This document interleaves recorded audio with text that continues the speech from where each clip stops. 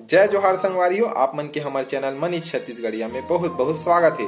संगवारी हो, जैसे कि आप मन हमन वादा करे रहे कि आप मन रोज हमारे छत्तीसगढ़ के अद्भुत ऐतिहासिक और प्राकृतिक जानकारी से अवगत कराबो। तो आज आप मन बर एक अद्भुत जानकारी लेकर हैं संगवारी हो, जो कि है हमारे भारत में एक ऐसे महापुरुष, ऐसे सत्य पुरुष जो कि माँ की गर्भ से जन्म नहीं ले है। संगवारी हो, आप मन बहुत से महापुरुष के बारे में पढ़े हो, सुने हो, पर ओ मन तो सब माँ के गर्भ से जन्म ले है। तो संगवारी हो, अब आप मन के मन में आत हुई ऐसे सवाल के ऐसे कौन से महापुरुष, ऐसे कौन से सत्य पुरुष है जो कि माँ के गर्भ से जन्म नहीं ले है। तो ओकर उत्तर आप मन बर में लेकर है संगवारी हो। तो वो है हमार कबीर दास जी।